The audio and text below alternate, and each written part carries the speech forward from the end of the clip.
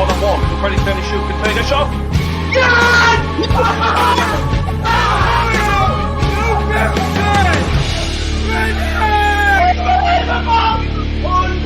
Unbelievable! Apologies to the neighbours.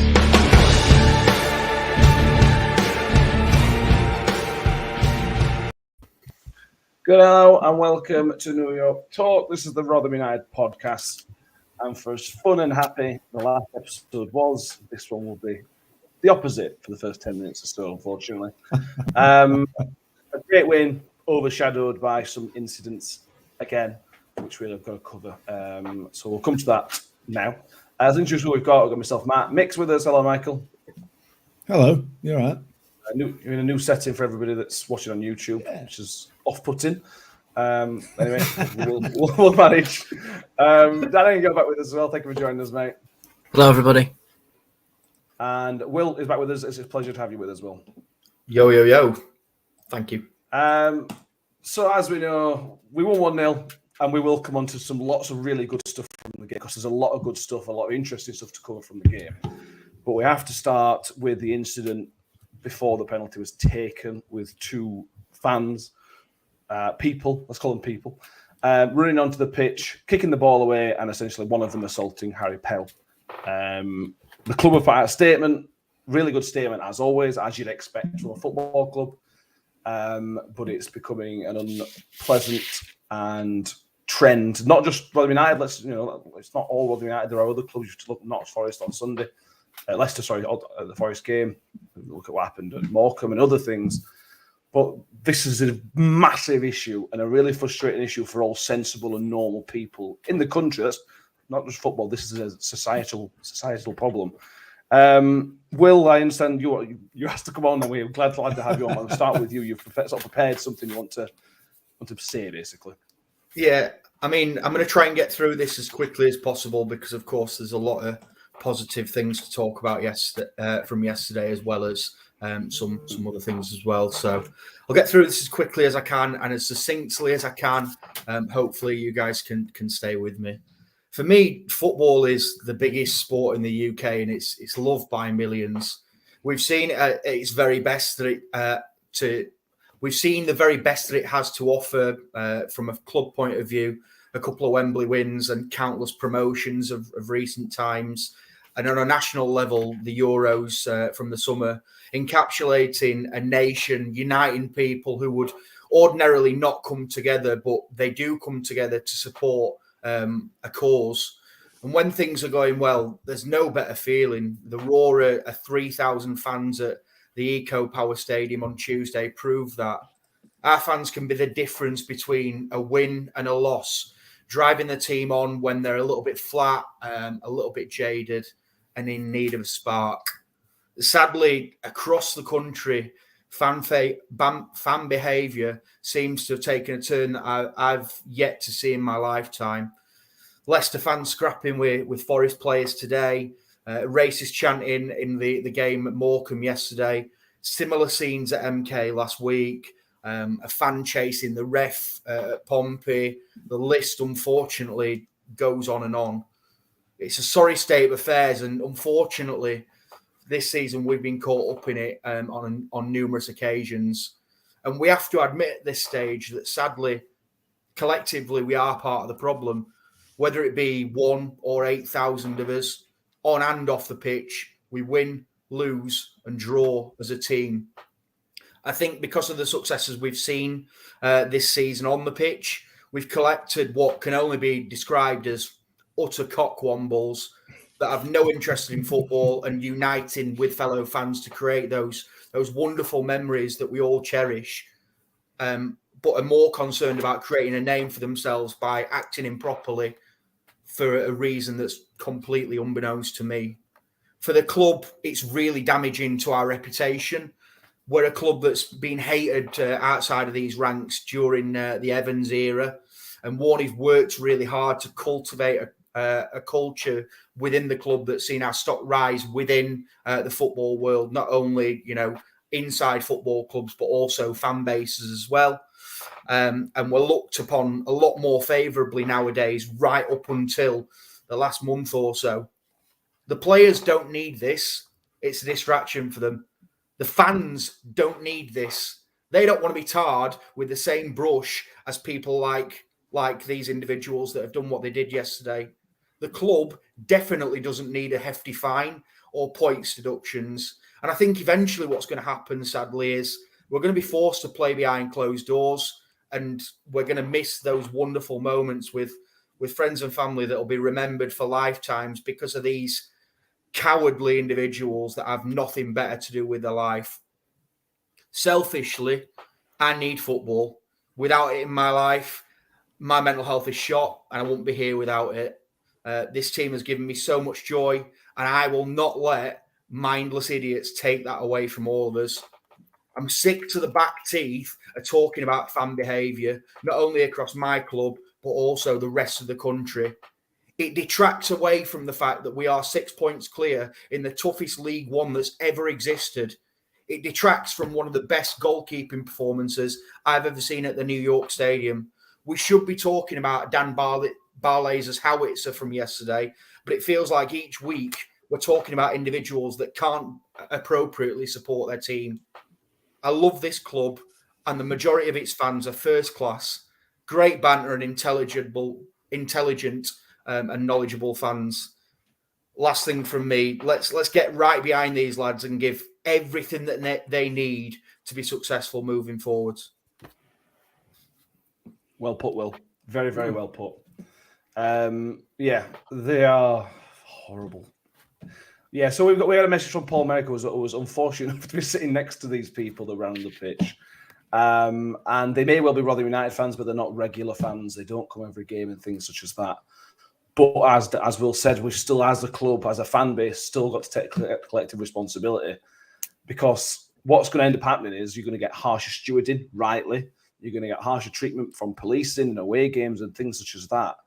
It affects everybody, what's happening, whether you're involved or not. It's got to stop. It's got to stop. And we're laughing about it, but it's not good. Danny, you obviously, people have seen the vlog. The incident was bizarre to start with.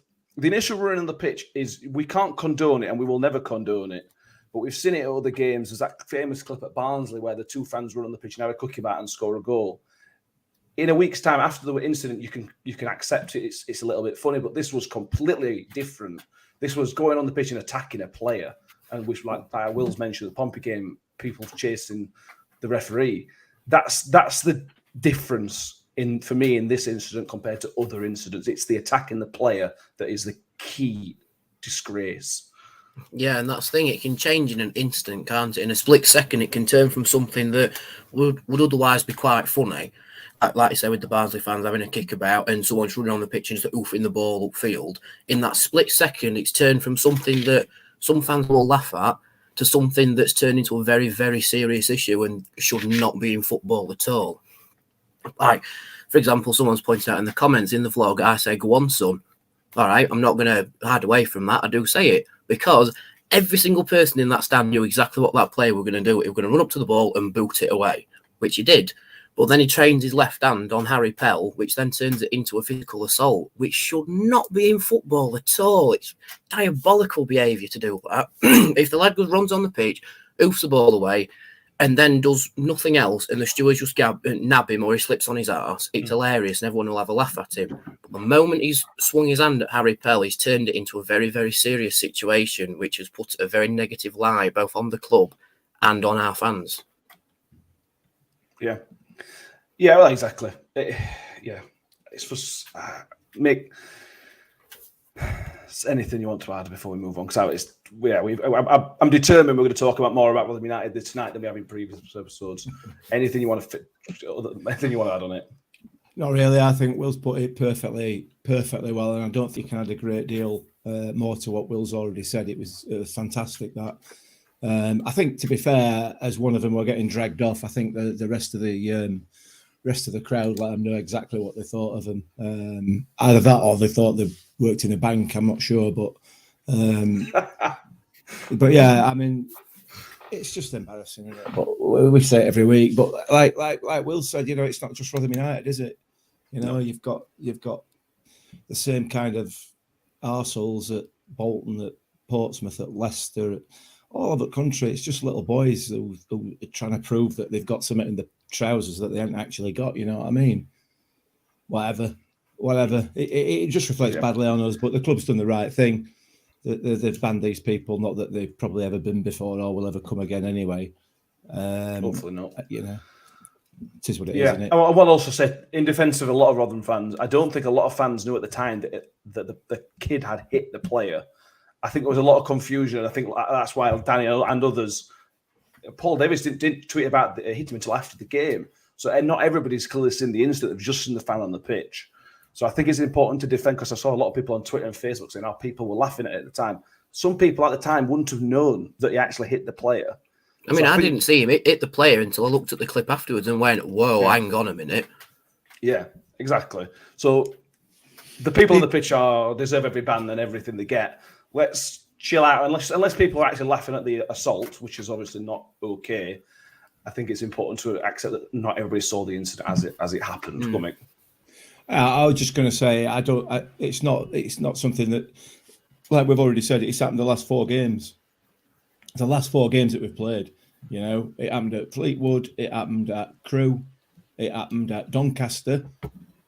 After that 4th goal, after the penalty went in, there were punches thrown, whether they were thrown at stewards or whether they were thrown at each other. It looked to me that they were throwing punches at each other, but it may have been the stewards. Yeah. You know, I suppose if it's stewards, it's all right, isn't it? No, it isn't. No.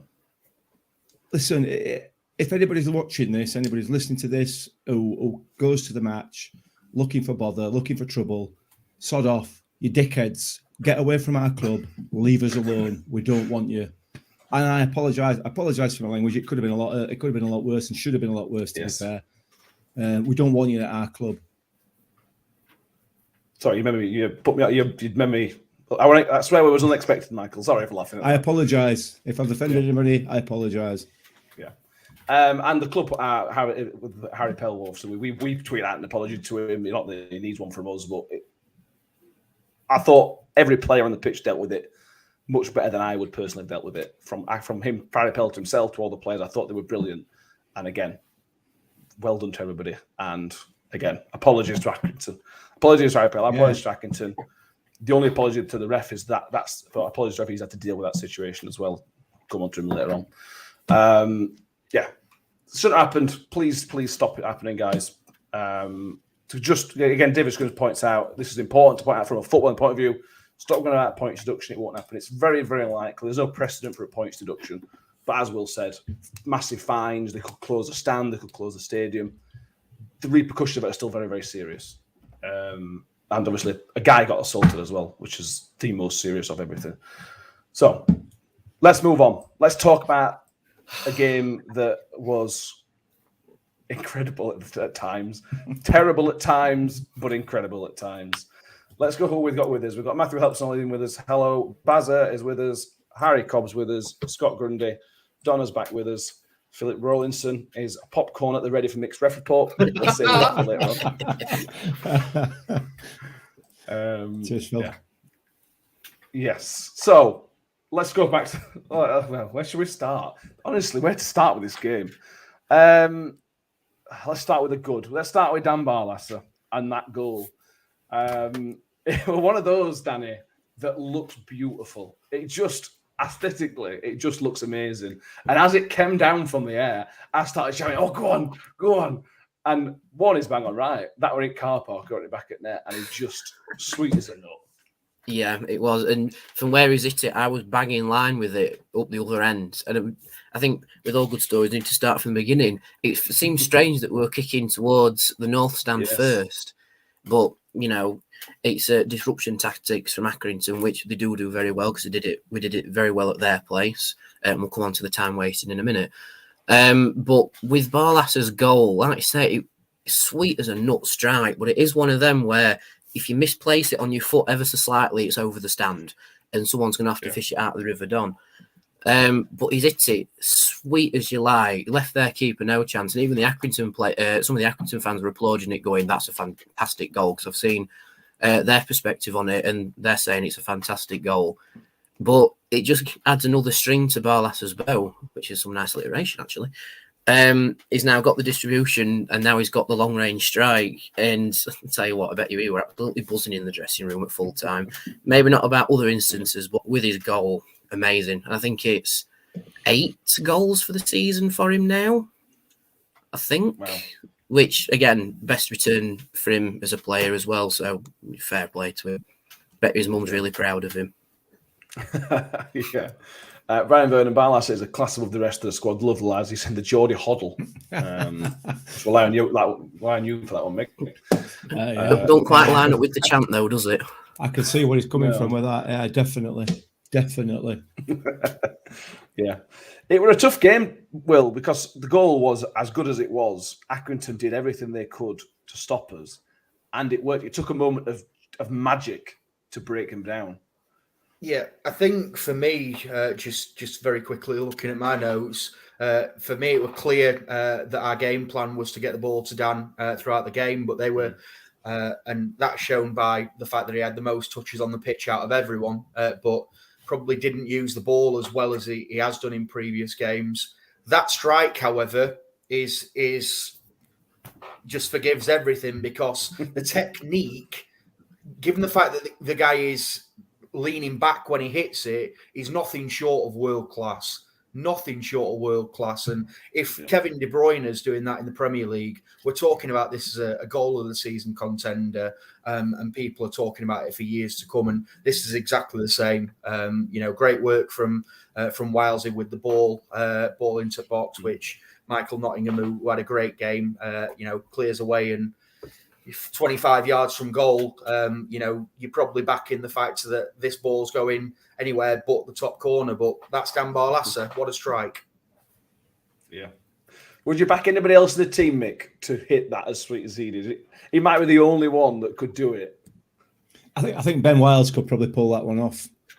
Maybe, yeah. And obviously Woody would be able to do that straight away. But as that ball were coming down, I'm thinking to myself, please don't hit it. Please don't hit it. Please don't. Our opposite. Oh, my word. I mean, it was sweet. Absolutely sweet. And to be fair, when you look back at it, his technique isn't brilliant. He's leaning back quite a lot. He's quite a distance from the ball as he strikes it. But I think the fact that he was so far away from the ball just made it hit his foot even sweeter. What a finish. What an absolute screaming finish. And it's what Accrington deserved, to be fair, because of the way that they played. Hugely disappointing in the way that they played. But, they got what they deserved in the end. Yeah. I'll tell you one player who might be capable of a goal like that, Ollie Rathbone, because he nearly pulled it off himself 10 minutes later, didn't he? Yeah. That were a lovely move, that one, by the way. The move to it, and then I thought that we're in our half off celebrating for that Rathbone shot. That would have been a better goal. And that when a Rathbone's gone in, that would have been a better goal than Dan Barlas's, and that's saying something just because of the build-up to it as well. Yeah, Will Griggs' layoff was fantastic, wasn't it? Pinpoint layoff, but it's just a shame the ball just curved the wrong way. If it goes other way, top bins, and everyone's ecstatic, aren't they?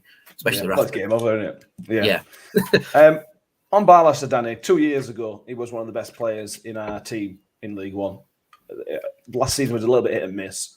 This season, it almost feels like the complete package. Yeah, like Will says, he didn't have by his own standards, he didn't have the best game, but he was still one of the best players on pitch.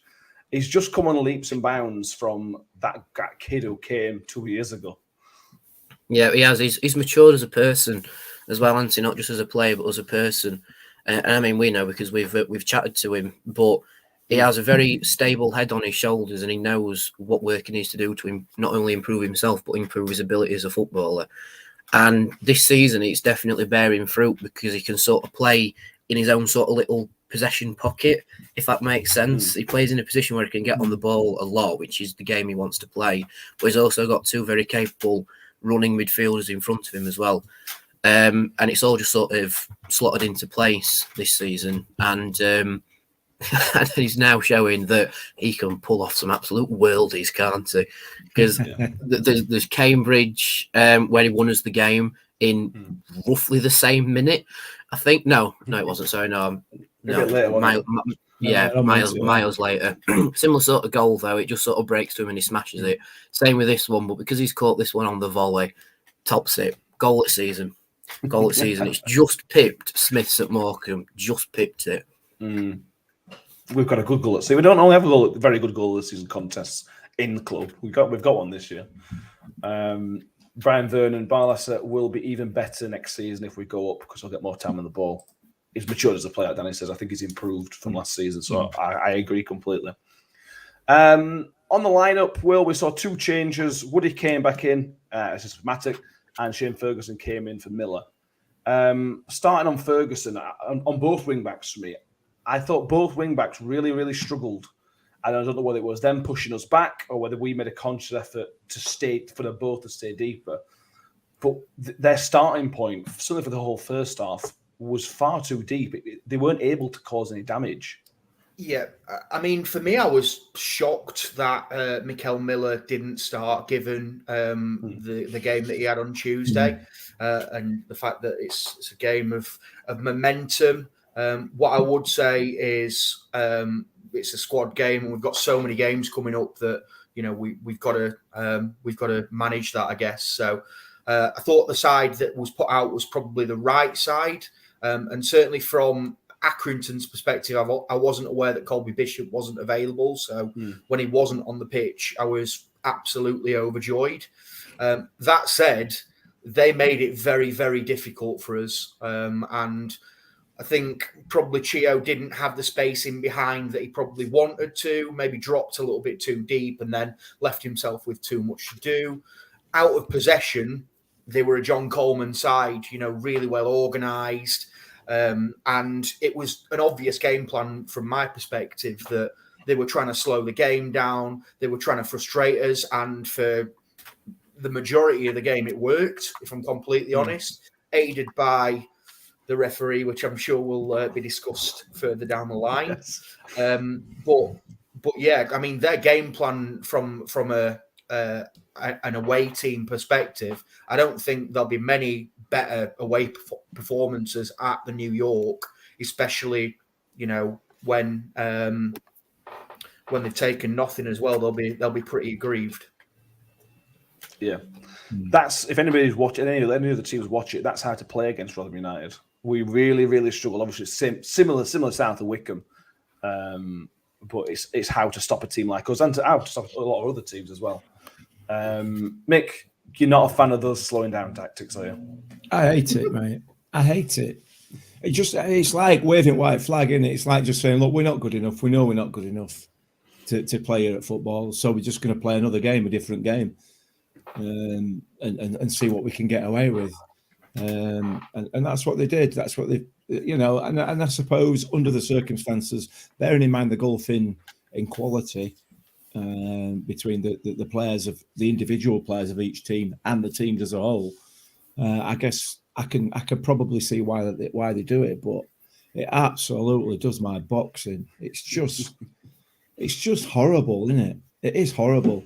I mean, I know Wickham, like we said many times, Wickham are past masters at this sort of behaviour, but is it right? Well, I don't know. It's just going to happen, isn't it? But hopefully by the end of this season, we'll get promoted, and Wickham won't, so we won't have to put up with that part of the downside of football. I mean, there's other issues going into Championship, as we know, but at least that one won't be one of them. You know what I mean? So I hate it. Horrible. Okay, fair enough. We'll talk about the penalty incident in a minute, but we've gone over 6 hours in the league without conceding a goal now. That's for 4 games plus a little bit. We've talked about this a little bit, Danny, but we've got to talk about it again. As a defensive unit, ignoring this last 10 minutes, which we'll definitely come on to, they never really troubled. I know Vicky had to make a save from an offside, and they had a chance from a corner, I think. But we looked really, really strong once again against a very big, tough, physical team. Yeah, it would. Well, like you say, ignoring the last 10 minutes, we sort of did what we did against Donny. We sort of kept them at arm's length and really limited them to real chances at goal. I think they had one shot against Vickers in the first half that was very easily saved. And then they did come forward a little bit more in the second half, and Vickers did pull off another worldy save. All right, it were offside, but he didn't know that. Again, heat of the moment sort of thing. You have to make the decision. And then it only really fell apart in the last 10 minutes, but it was sort of like a collection of errors rather than an individual mistake. But yeah, first half we sort of kept them at arm's length, but then they sort of kept us at arm's length at the same time. It was sort of like, I don't know, we were sort of reaching out against each other, and I don't know, we just sort of stopped each other really creating any sort of chances. But then in the second half, it opened up a little bit more. Barlaser found his space, got his goal, but like you say, not conceding a goal in 6 hours of football, and I think, haven't we got the most clean sheets in the league now? We've got 16, I think now, yeah, 16 clean sheets out of 29 games. That is an exceptional record. Absolutely fantastic. Yeah. I think our club record is 21 clean sheets in a season, which was the Division 3 promotion under Ronnie Moore. I think somebody listening or watching may correct me on that, but I'm pretty sure that's our record. So we're only 5 off equaling it, and there's nearly 20 games left. That's how good we are. That's what we're talking about. Still only conceded 18 goals this season. We now have the best home record. Only 5 away. We now have the best home record in the division. After Donny did us a favour at Sunderland. We're going to talk about the negative of the referee in a minute. But Will, it's an amazing time to be a Rotherham fan. These players, this club, is on the verge of almost immortality in being remembered. If they continue on the verge, I'm not saying we're there, but we're getting there, aren't we? It felt like a big step yesterday, and there's a long way to go. 8 points clear of Sunderland, I think, at the moment, and within the next month we've still got Wigan and Sunderland to play, unless it obviously gets moved, given the fact that Sunderland is International Week, so we could be going up there on a Wednesday or a Tuesday night. But yeah, long way to go. I think if we can get to the end of March and we're in a good place, then promotion might well be on the cards. But it felt like a big step yesterday, especially when that penalty got saved. Yes. So let's talk about the incident itself before we discuss his referee's points altogether.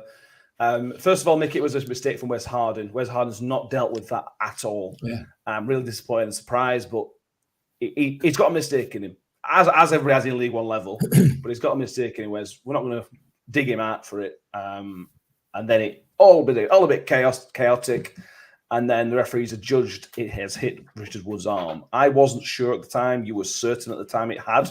Yeah. Having seen the still, I'm still not certain, but I think it's hit sort of his shoulder, to bottom of his shoulder. Nah, it's hit him up forearm, mate.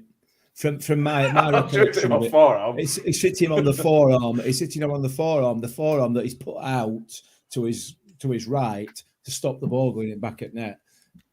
As soon as it happened, all I could think is, God, I hope referee hasn't seen that. He's not seen out else. Surely he hasn't seen that. It was, listen, what he's taking one for a team. For me, anyway, from my vantage point, you can't see it on telly. You can't see on the replays, on the iFollow footage. It's just, you just can't see it because of the angle that Wood is at. But for me, it was a deliberate, I've got to put my arm out here and take one for the team. So don't matter, does it, ultimately, as it happened. But yeah, we're definitely, I think the only thing referee got right all night, to be honest. Fair enough. I'm not convinced. Matt, you're wrong. Looks like I'm in Ben here. I know what you think, Danny. Will, what are your having the luxury of looking back? What did you think? I thought it was a penalty at the time. And if I'm honest, I'm Team Mick on this. I still think it's a penalty now. I don't think he's put his arm out as far as here, Mick, but his arm is there. And that's ultimately what stopped it. I think, although for me, the whole moment was very, very FIFA in how it played out. The whole Wes Harding missing the ball, and Josh Vickers just coming out and jumping into thin air. It felt like a glitch. What shouldn't be missed here is the block that Harding made to stop McConville scoring, which will probably get forgotten. And then obviously the handball for me is a handball. But yeah, nothing came of it, as I'm sure we're about to discuss. Yes. Danny, you saying not a penalty? I don't know if you can see it, but that's my opinion of it. From where I was, again, it were another thing that was bang in line with where I was, and Woody's forearm was not out at all. It was if his forearm was out, it must have been like this. You know what I mean? But again, that's in an unnatural position, which again, if that strikes your hand, all right, it'll get given in Premier League because the sticklers for giving handballs through VAR. But at this level of football, that you sort of like, again, it's 6 of one and half dozen of the other. But for me, if you look at the replay and you look at a little bit of my footage and really, really slow it down, that 0.25 option on YouTube, it hits him here. It hits him right in that cusp of his shoulder, where if it hits you hard enough, it just bounces straight back into play. Because, as people know, playing football, that does happen. It can just hit you there and then come straight back out. But the worst thing about it was that the ref didn't give it. The linesman gave it. It was in an even worse position than the referee. You would have thought if the referee's seen it, he'd have blown straight away, given it. But he checks with the linesman, who's in a worse position, who he's got Woody side on this way. So even if as it is arm, he's being blocked that way.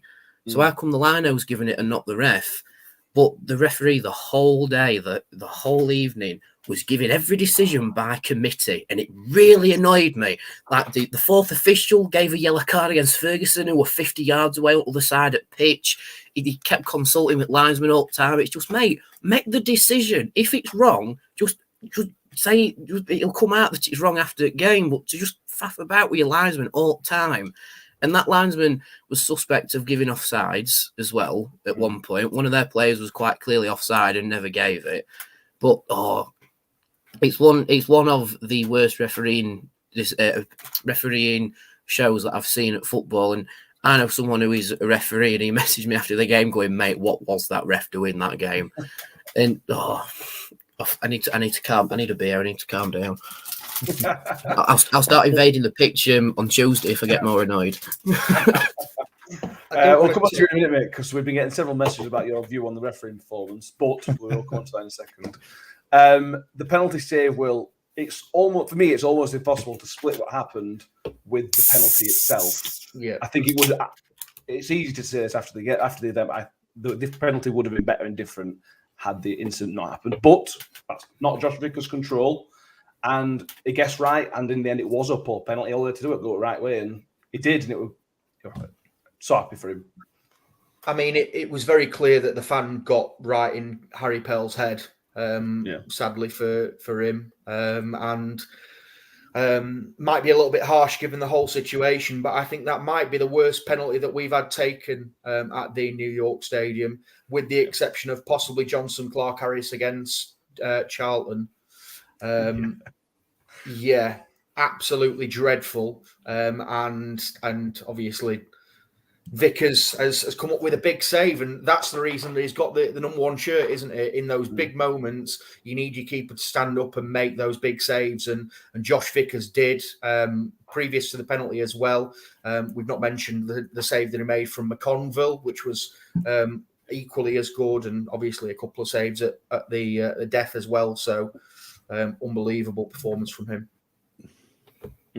He's had a quiet few weeks. I didn't make Vickers. There's nothing he can do, but he was called upon on Saturday, and he answered the call on, like Will says, 4 or 5 occasions, and essentially won us the game. Yeah, he did. And we've sort of lauded over Vickers and Johansson so many times this season, haven't we? Every time either one of them plays, it's like, well, it's just such a wonderful position to be in, to have two keepers on your books of that quality. And then probably the highlight of the afternoon for me was watching Johansson run on the pitch after the game and jump all over Vickers.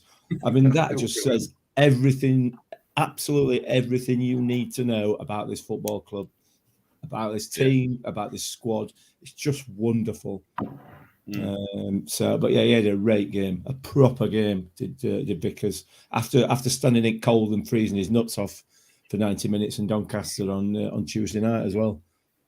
You're probably bored. He probably thought, I don't care what happens. I'm having part of this game.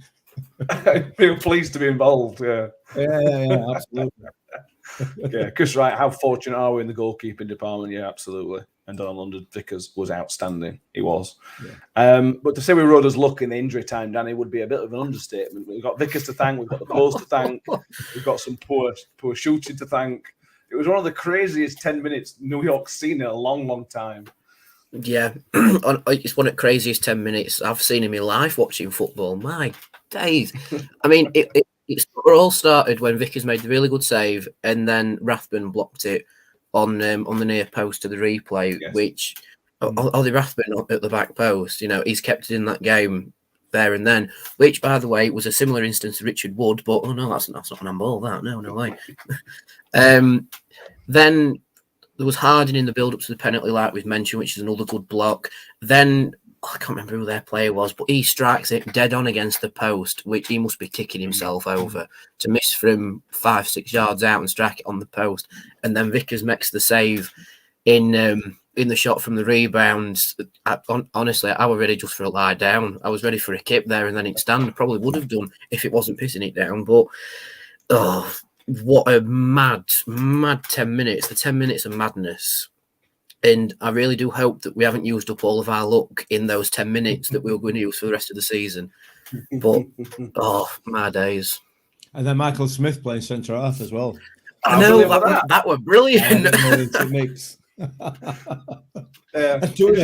Richard Woodrow, where go and attack everything. Just go win every single header. Yeah. I bet he loved that. I bet he absolutely loved it. It's I can't remember who said it. I think it was Matt Goodwin on comms, or his co-commentator said that'll be his position when he's still playing at 38. And it's like, well, maybe in true Dion Dublin style. Yeah, Michael Smith, a converted centre back. Brilliant. So what we're going to now, we have a quick break with a word from a Manscaped, and then we are going to get on properly to Mick's rant about the referee. See you in a minute. Hello and Happy New Year from us all at New York Talk. There's only foreigners, but Happy New Year. Also from Happy New Year from my friends at Manscaped, who very kindly decided to sponsor us. They're promoting their new product, the Lawnmower 4.0, which is kind of well known for reducing cuts and making it a lot easier to trim your balls. You can buy this separately or in a bundle called the Performance Package, which in that you get a ball toner, and ball deodorant, which are actually very handy because they're specifically designed for your balls, so they work very well. I highly recommend all of this. The lawnmower, it comes with a little light. Comes with a little light there that comes on when you turn the razor on. So it's very good. It comes with a little charging port, which is also a little holder. Yeah, I highly recommend it. I use it, and I highly recommend it. You highly recommend it, Ben? You highly recommend that somebody goes to manscaped.com and enters the code NYT for free shipping and 20% off. So that's manscaped.com for 20% off. Free shipping using the code NYT. And Ben highly recommends it. Every time. Every week. We need to record a new one of them, but I really don't want to get rid of it. Anyway. Just edit out the New Year, Happy New Year bit, and we can use it for the rest of the time. Yeah. Oh, dear. Very quickly, not Rotherham United later, but this is worth mentioning as a football podcast. Boreham Wood are through to the 5th round of the FA Cup, beating Bournemouth. Sensational. We're not going to dwell on that, but that is sensational for them. And I know we've mentioned FIFA before, but do you remember that button that says delete club? I imagine that's every Bournemouth fan right now. Yeah. Donald London, every time I watch the advert, Mick looks more and more awkward.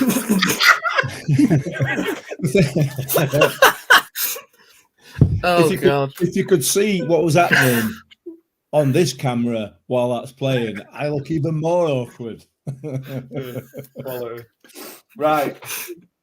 It's time for your frowny face, Michael. Andy Woolmer yesterday was a championship referee. A championship referee. It was, well, Danny's mentioned it, it was genuinely one of the worst refereeing performances we've seen at New York in a very, very long time. The inconsistencies, the unwillingness to make a decision. I'm still in your thunder, but just talk me through that as a display. Well, I think you said it, didn't you? You said it right at the very beginning. He's a championship referee. And week after week after week, whether we're in the championship or what, these referees are making the same decisions or not making the same decisions week after week and never getting brought to book about it. I'll be honest, that performance from Woolmer yesterday was probably, I think, one of the worst refereeing performances I have ever seen, ever. And I include Kettle and Ward and all those other people in this, because he was consistently dreadful from the first minute to the last. How on earth? I accept, and I do accept it, and I want to sort of say this every time I have a pop at referees. I know it's difficult. I know it's a hard job. I'm sure I would. There's no way that I would do it. There's absolutely no way, because I'm not quick enough in the mind. I'm not quick enough on my feet to keep up with that sort of thing and make those decisions as quickly as they need to make them. It's a hard job. But what Woolmer did yesterday was just carry on and make it even harder. He'd let something go and then 30 seconds later pull it back for a free kick or whatever, asking the linesman, asking the fourth official. I worry, and I look back at that performance, and I would suggest there's something not right with him. Whether he's not trusted, whether there's an issue, I don't know. But I have never ever seen a referee rely on his assistants and the fourth official to the extent that he relied on them yesterday. It's just remarkable. The man is clearly not capable of making a decision off his own back. The booking of Ferguson is beyond any form of explanation. It's absolutely beyond any form of explanation, because he's gone over to speak to the fourth official, who is literally 50 yards, the width of a pitch away from the challenge. He's not spoken to the linesman, who is 2 yards away from the challenge, and he's not made a decision himself, being 10 yards away from it. It doesn't make any sense at all. He's taken advice from the linesman to give that penalty, who is essentially alongside Richard Woods, who can't make a decision. None of it makes any sense. So I'm beginning to wonder. Having thought about it since between yesterday and today, or between Saturday and today, I wonder if there's some issue with him. I genuinely do, and I'm asking that question because I cannot see how anybody who does a job professionally can possibly be that bad at it over a consistent period of time. So maybe there's an argument to say that he's got some issues somewhere along the line. Certainly, understanding the game of football is one of them by the looks of it. Because that was just, I don't know. I don't want to be the one that's banging on and criticizing referees all the time, but they make it so easy. It's like falling off a log, isn't it? You know what I mean? Because anyway, that was probably the worst refereeing decision it's certainly the worst I can remember. I can't think of one worse. Individual decisions, Gavin Ward, etc. I can, but as over a 90-minute period, I've never seen anything like it ever. I think the key thing with Gavin Ward, for example, that those individual decisions from Gavin Ward were terrible, but his overall refereeing performance wasn't. It was just those big incidents. Yeah. Whereas Woolmer yesterday, everything was just a bit bizarre and a bit weird. Spot on. I would prefer to have, and this shouldn't be said, I'd prefer to have a League One referee. We have much less problems with League One, other than Bobby Madley and Trevor Kettle. We have much less problems with League One referees. How is that? How should that be? That championship referees are professionals. But Matt, we said this last season. We said this last season in the Championship that, all right, we're going to go down. At least we'll get some decent referees. And so it's been proved, except when we've had a Championship referee drop down a level. It's remarkable. And I'm looking on Twitter and I follow a few Barnsley fans and I know a few Barnsley fans. And two decisions that they've had to disallow 2 goals in their last 2 games are nothing short of unbelievable. And yet, never ever gets, or it appears it to never ever be questioned. Managers can't question it, captains can't question it, clubs can't question it. There needs to be more transparency, from the PGMOL or whatever I can't remember what it's called. Something like that. Anyway, yeah, I got it right, didn't I?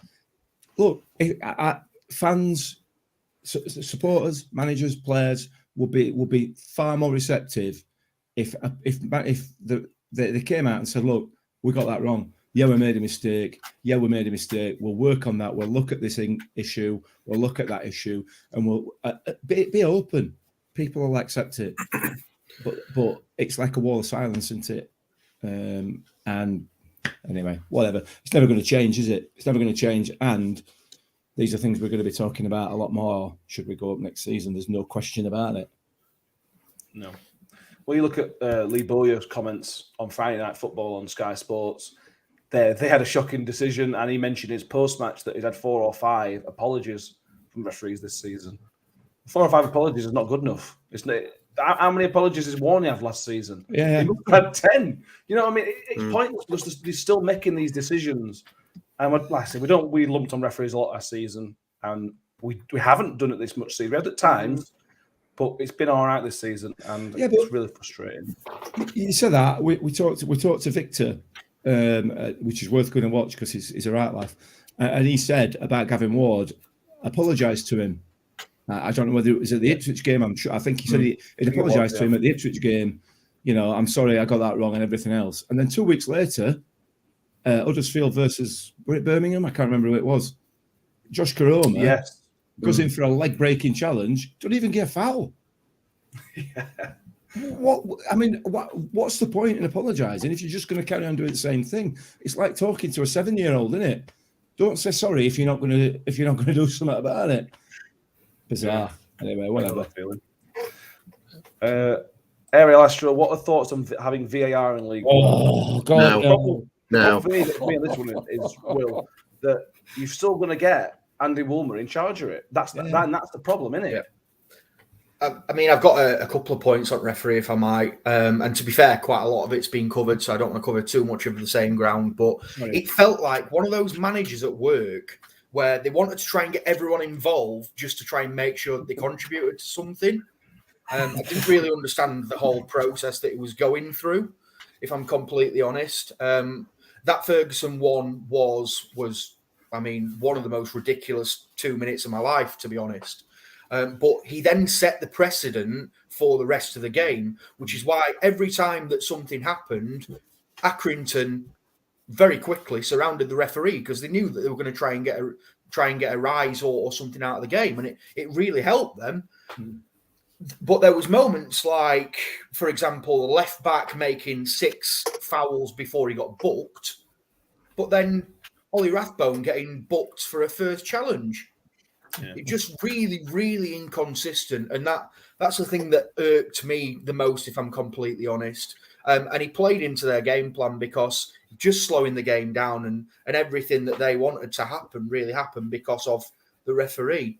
I think Mick's point's an interesting one in terms of the standard of refereeing. And look, we all know that referee was not up to standard yesterday. Someone said in the comments that he was about 10 yards behind play, and it's very clear that he's not to the level that he needs to be. The problem that we've got is, what are we doing within English football to make sure that people like this aren't refereeing games? The biggest problem that we've got is there aren't any referees coming through. So we have to look at why that is the case. Some of it will be down to what we've seen over the last few weeks or so. Some of it will be down to the fact that they don't want to deal with the abuse. Some will say it's not paid well enough. I personally think, in terms of referees, what we need to do is we need to give them a basic wage. cover their mileage, and then give them a performance bonus based on what they do within these games. That's the incentive to then go and perform, because at the moment, the majority of them aren't doing it, but they know it's because they aren't going to get replaced anytime soon because there's no referees to do it. Yeah. Spot on. Absolutely spot on. Danny, you had rant earlier. Anything else to add on Mr. Woolmer? Other than the fact that someone spotted John Coleman and his managerials team with their arms around the referees during the warm-up.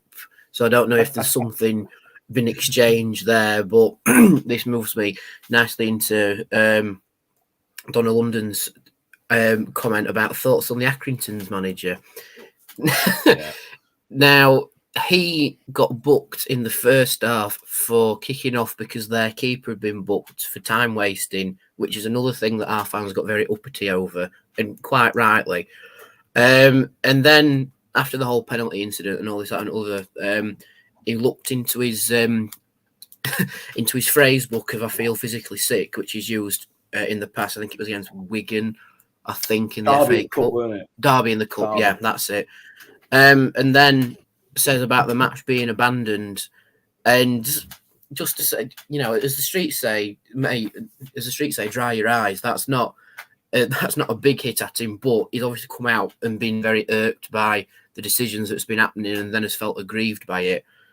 But to say a match should have been abandoned because of an incident like that in the 89th minute, when I think we have to get to, if it's before 75 minutes and then the game can be abandoned, I think that's it. If it's after 75, you have to carry on however many minutes it takes, which is what we saw from with the Bolton game. They stopped it for about 10 minutes and then carried on. But yeah, with the referee, there's not much else to add. I think everyone feels the same way about this referee. My only point would be, when are journalists going to be able to ask the referee questions on his performance after the game? They do it in rugby. They can ask the umpire questions in cricket.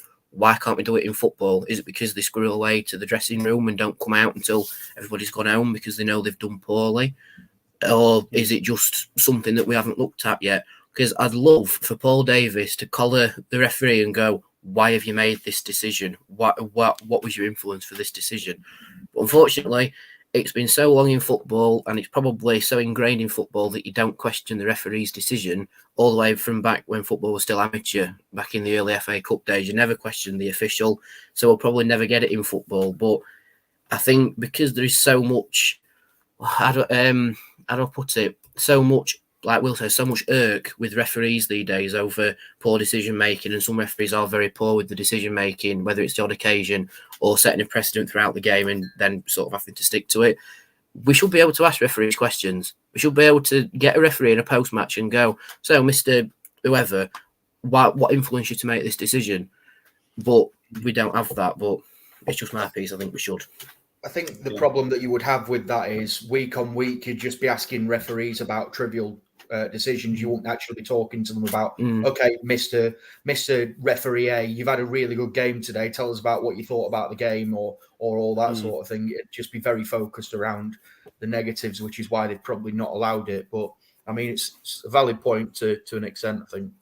So, Mr. Ward, how do you feel about the Rotherham United goalkeeper being in hospital with a fractured eye socket and concussion, and you gave a goal, Mr. Ward? How do you feel about that, mate?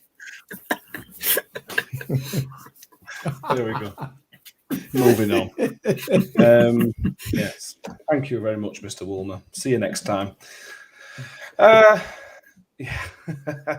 Anything else we want to add on the Accrington game? It was, it felt key. It felt like a key moment for me. Anybody else got anything you want to add? I think we've said all we need to say, haven't we, really? I think we've covered just about everything. I mean, it was Wales's 100th league appearance. I think that's worth a little mention. It is, and I thought he had a really good game as well. Certainly second half. I thought it was very, very, very good. Hopefully, it's the first 100 of many hundreds. I think he's destined for bigger and better things, but I hope it's the first more hundreds. I think just on that, to get to 100 games, I think he's 22 years old now, is he? Or around that. To have achieved that by that age is astounding. So congratulations to Ben. he's one of the fittest guys in the squad, isn't he? So fingers crossed he'll be going for a long, long time, and we're just going to enjoy him while he's at Rotherham United, because what a player. Proved it yesterday, ran himself right to the ground, and everything that you'd want to see in a midfield performance. Yeah, bang on. Absolutely. Just on Donna's point about John Coleman, the comments after the game, I think he was clearly still emotional. I would hope in the clear light of the day after, I would hope he would think those comments don't help the situation, is what I think I'm trying to say. We needed measured comments in a measured way. I think he went over the top, and I think he'll probably see that today, hopefully. But I understand where he was coming from to a point. She's also mentioned about him kicking over some water bottles in front of some people in the stand as well, which is not what you want to see at all. He's got to hold himself to a higher standard as well. There were a 5-minute period where we just stood arguing with fans, which I saw, which is absolutely unacceptable. So he has to own his part in that as well. And also, Danny, what you were saying about him hugging the referee before the game, I don't think he was hugging the referee when his goalkeeper got booked, and he subsequently got booked as well. Yeah, definitely not. So let's move on. It was, for me, it was a key moment. Everything fell our way, and that's what happens to good teams, brave teams, and hopefully that's a sign of what's going to happen over the next 3 months. So we've got another comment up here from somewhere about, we're going to talk about, before we move on to the Wimbledon game, we're going to talk about Kieran Sadlier. Donald London. Sadlier's interview was awful. Glad he's gone. Now, this was really frustrating, Danny. Again, another player who's left us who doesn't like us for some reason. It's very, very similar to the Lewis Wing situation for me. I'm reading between the lines. In fact, you didn't even read between the lines, did you, I suppose? It's really frustrating, his comments, and it just feels daft. I mean, in his interview, it was with Bolton's paper, I think. He says that he's not bitter, but from the language that he's used, he quite clearly is. And to say we aren't a team that sort of plays, I can't remember exactly how he worded it, but it basically says we attack without playing attacking football. I mean, Ballas's goal against Accrington came from an attacking move that it was a free kick, was headed back and he's rifled it. And I think it was just after the Donny game when his comments came out, and it's like, sadly, you haven't started for Bolton yet, mate. I think he was an unused sub against Morecambe, and he only came on for about 15-20 minutes in their game against Sunderland. So the only really claim to fame that Kieran Sadley's got this season is that he's seen Sunderland's biggest and second biggest defeats in a single season for two separate sides. But his comments came across as a very bitter player, that he thought he was a lot bigger than he was and he should have been starting every week, and almost to a point where the team should be accommodating me and my style of football, which isn't what we're about. And it comes across as someone who didn't really want to muck in. He didn't want to get his hands dirty and put in the hard graft and do something for the team, whether it's on the right-hand side or when he gets a chance to play in his natural position. I mean, look at Ben Wales, for example. Ben Wales has played in the middle of the park, which is his best position, but has also played left-back because we needed it at the time, of course. But with Sadlier, he almost wasn't like that. He almost got the hump on when he played out on the right-hand side and then didn't track back. And then when he got to play in the middle, he sort of tried a little bit too hard to do what he wanted to do, whether that was try and beat players or shoot from 40 yards out or whatever.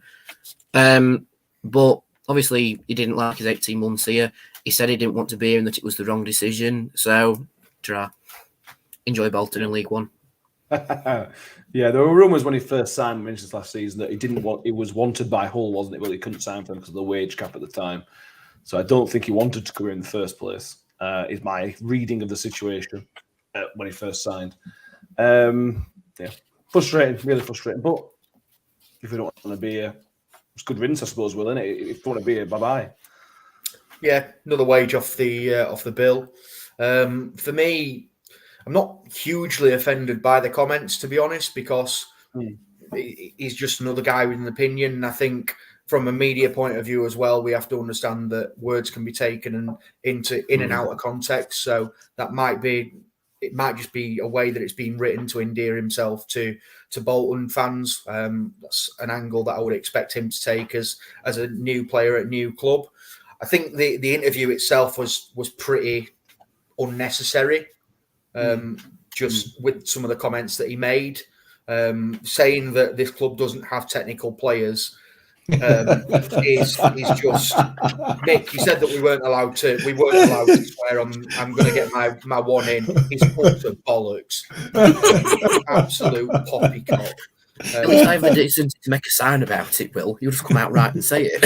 I don't care. I'd literally have got 0 Fs to give by this point. Help myself back there, though, didn't I?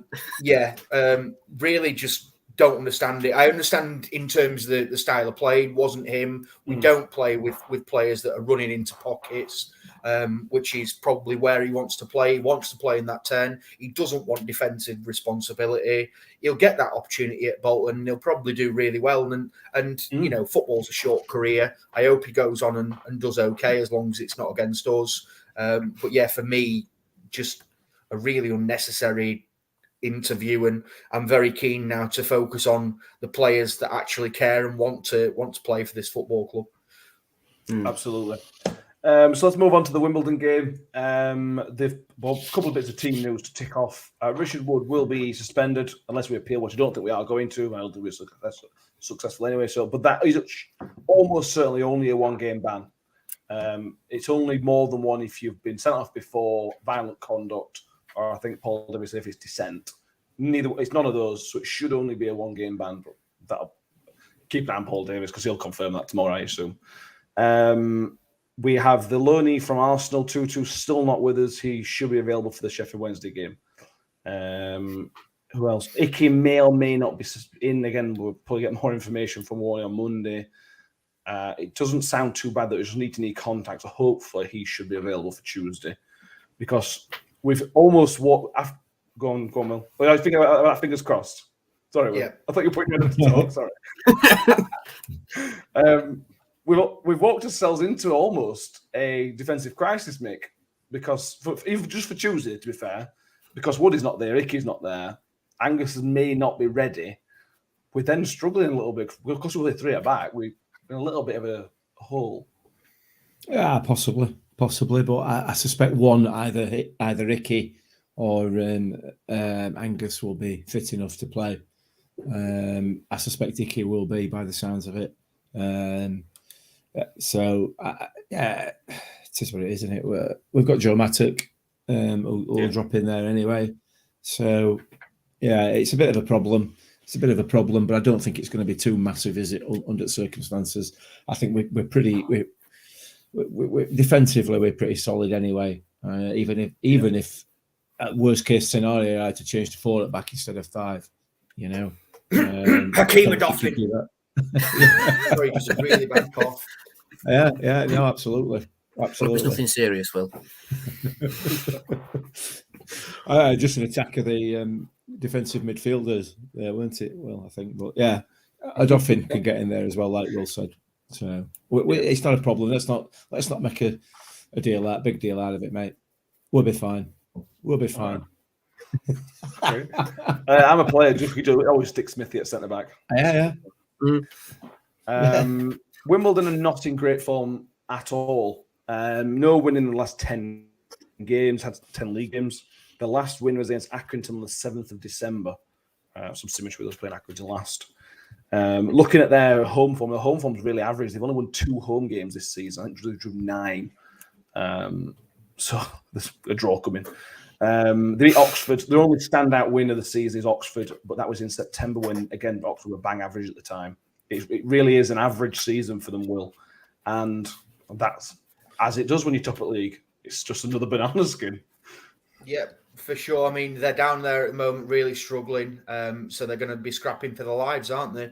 They have, at home, conceded at least 1 in 12 of the last 14 home matches. So hopefully if we can get one, we don't tend to concede these days. So that might be enough. I think in terms of how they'll set up and stuff, they're typically 4-2-3-1. And they'll look to try and keep it tight and score late on. So they've scored now 31 of their goals past the 75th minute this season.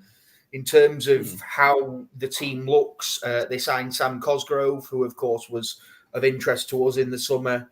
In January, post a loan spell at Shrewsbury. Obviously, hadn't had a great time at Shrewsbury because he wasn't playing a huge amount. And they have got a lot of players that could potentially hurt us. They've got Nightingale at the back, who's really big and strong and will be the threat for Smudge. They're very keen to play out from the back, and their pass between Nightingale and Hartigan is the most played combination this season. They just lost Ollie Palmer to Wrexham for 300 grand. So they need to replace his goals, but they've got Ayub Asal, whose box office went on form, pace and power that causes a lot of problems, and he's got 8 goals already this season. And in Jack Radoni, they've got probably their best player and a player that looks like he's ready for championship football. He's just been named in the best 21 under 21s stars from the EFL. Loves to shoot, and actually, despite the fact that he's not particularly the tallest guy, has scored quite a lot of goals with his head so far. 7 goals so far. So yeah, really difficult night on Tuesday night. New stadium for those of us that are going, but yeah, they're not just going to roll over. That's not what League One's about this season, and we're going to again have to put in a very decent performance to take 3 points. Yeah, absolutely. Steve Cook mentions they were awful at New York Stadium. They were awful, but what that says to me, if they're awful then, they're probably not going to be awful again, which is unfortunate for us, but you know. The referee's Charles Breakspear, who last refereed us away at Southend in 2019, just before Christmas. Oh, God. So, you know. That was a great game, wasn't it? On the stats that Will's just gone through there, Danny, consider at least one goal in the last 14 games. We were guaranteed a draw then for us. Because if we get a goal, based on everything we're doing at the minute, we're not going to concede more than one, almost certainly. Yeah, I think it's going to be a 1-1 draw.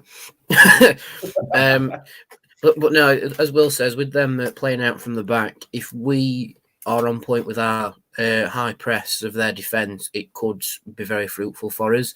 But at the same time, like he says, 31% of their goals have come after the 75th minute. And after what happened against Accrington, we'd have to be on the ball with that one as well, per se. But yeah, with the whole defensive setup, I think one route that Warney could play, if Icky's like okay, but not like 90 minutes okay, he could play him for a little spell, see how he is at a certain point. And then you have always got Angus as backup, Adoffin as backup in that position. I do think we are going to stick with a back three. I think we'll play Harding on the right, Matic on the left, who did very well against Donny. So that could be a potential another good performance from them, hopefully. And hopefully Harding doesn't jump for a ball and miss it and then cause Vickers to miss it again and all sorts of things happen. But yeah, it should be a very, very interesting game because, like you say, Wimbledon were quite poor at our place. They are now looking to be not poor against us. So for them, I think a draw would be good. Conceding few goals would be good, but a win would be best. So they're going to try and come at us a little bit, aren't they? They're going to try and play out from the back, possibly play through any pockets that they find through us, and then just try and get round the back three.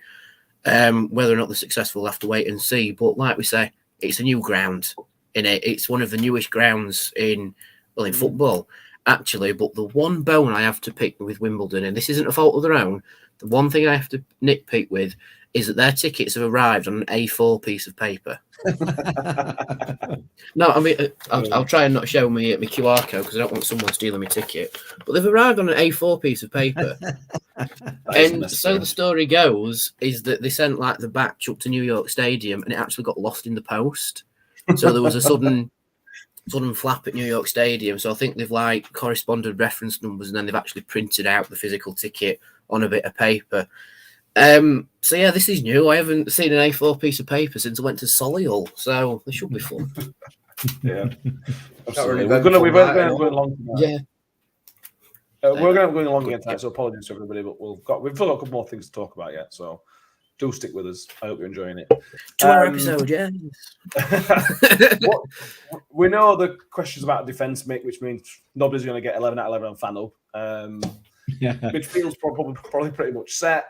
Chio's pretty much set. Smith's set. So that leaves Ferguson or Miller. And do you keep Grigg in again? Why would you not?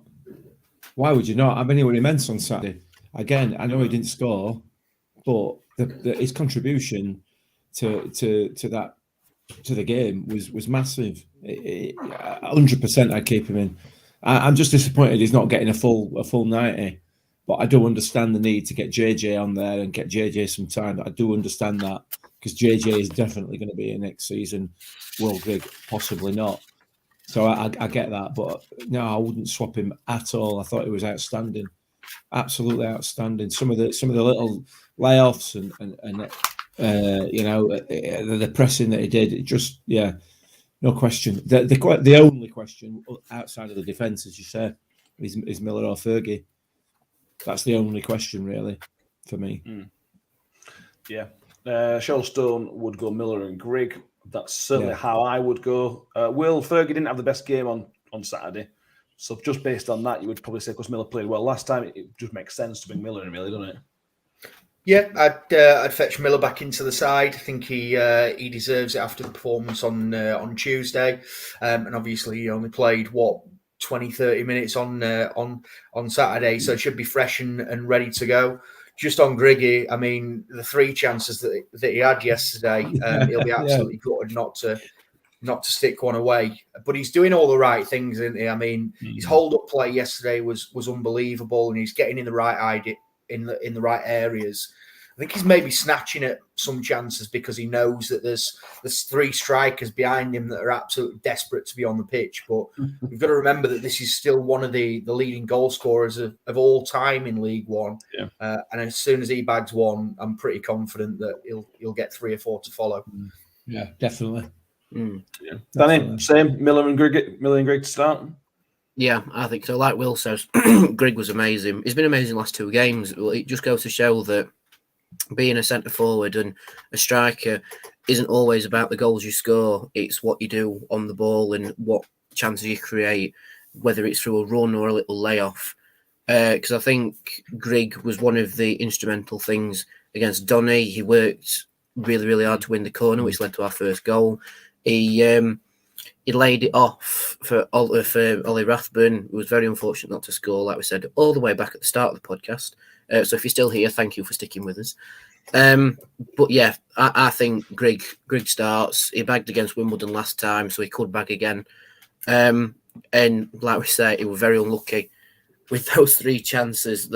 I was so distraught for him because he's hit one, good save, hit another one, blocked off the line, and then he's fired it basically into the car park, and you heard the dejection in everybody's voices because he's one of them where you're willing him to score now. Like we've already broken Coyote's duck that he's now scored for the club. And that vlog still makes me laugh with me screaming his name. That was funny. But now it's Grigg's turn. We're all willing Grigg to score now. So yeah, him up front with Smith will do nicely, and then Miller on that left hand side so he can terrorise whoever's unfortunate enough to start at right back for Wimbledon. Because he's the Chio on the left. And so Ferguson's great, but Miller just adds that little bit of pace, but also a little bit of a rawness of a player where they're a little bit more free to try stuff. And I don't know, he might bag from a corner again, so there's always that to look forward to. Yeah, that'd be nice. Quick score predictions, and then we will properly wrap up. Michael? And did anybody get it right over there? No, we all got it wrong for the Accrington game. Well, guys.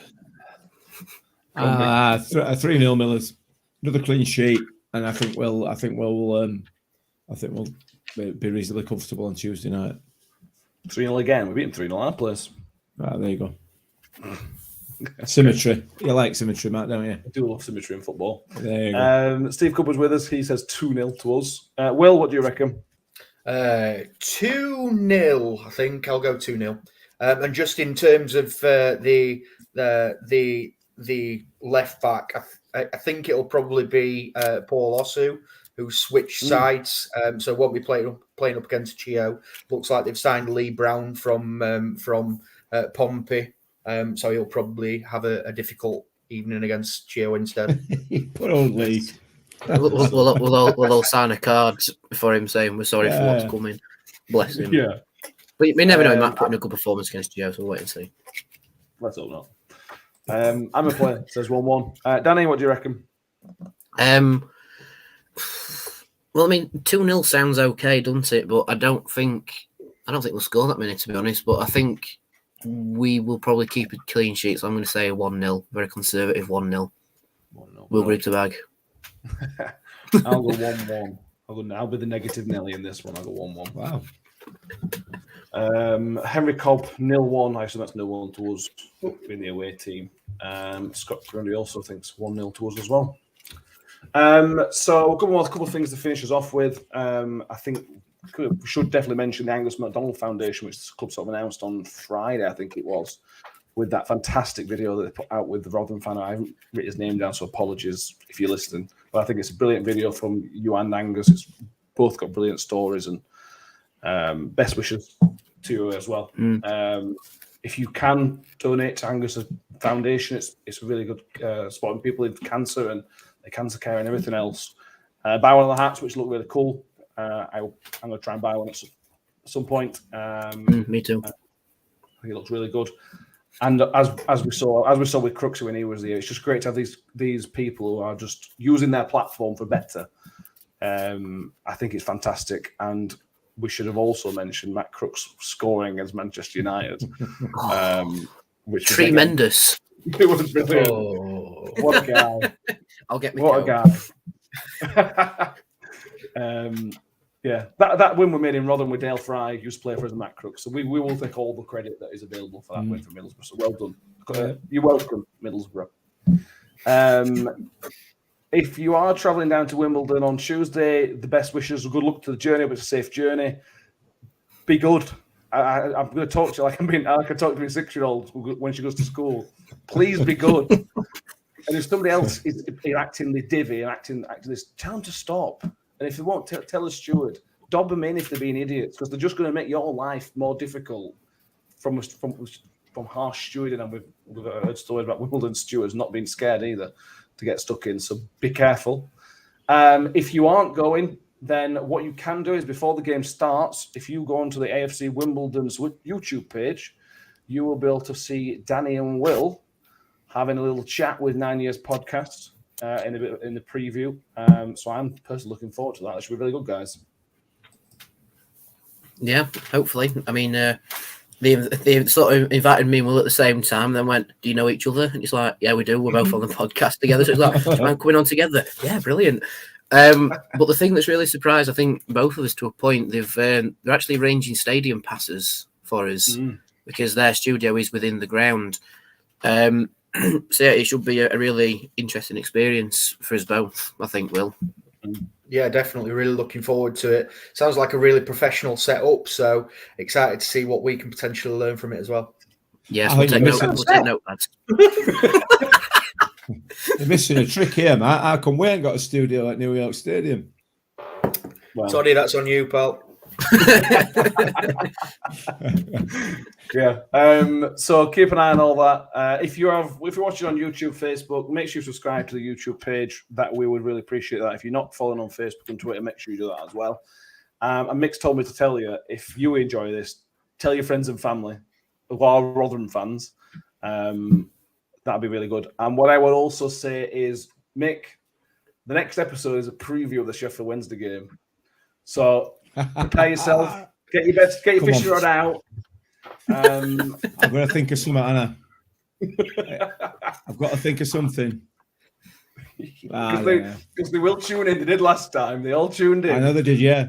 Yeah. So I think what we should do, as soon as they're not tuned into this one, we should all make a pact, right? That we'll review the Wimbledon game, and then just finish off by previewing the Wednesday game, saying we're away at Sheffield Wednesday on Sunday.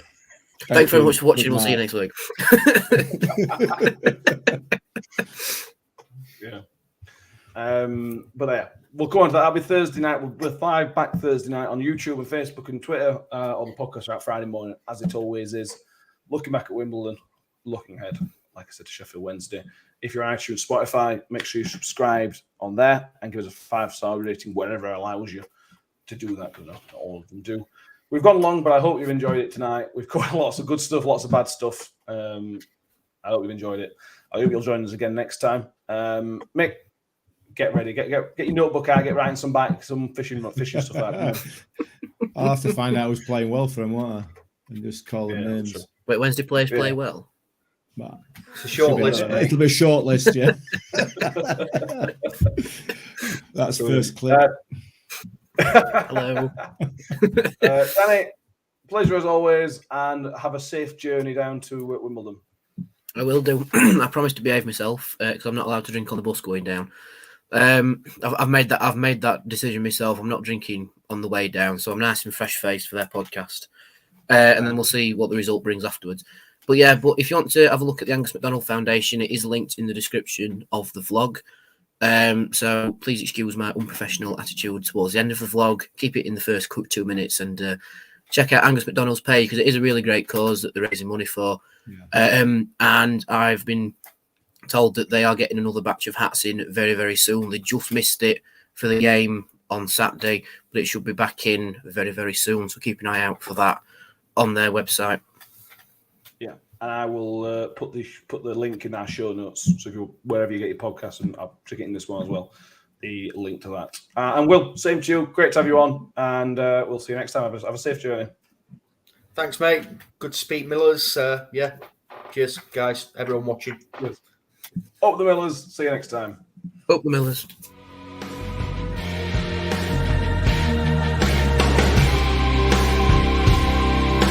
Freddie's on one-on-one. Freddie shoot. Potato shot.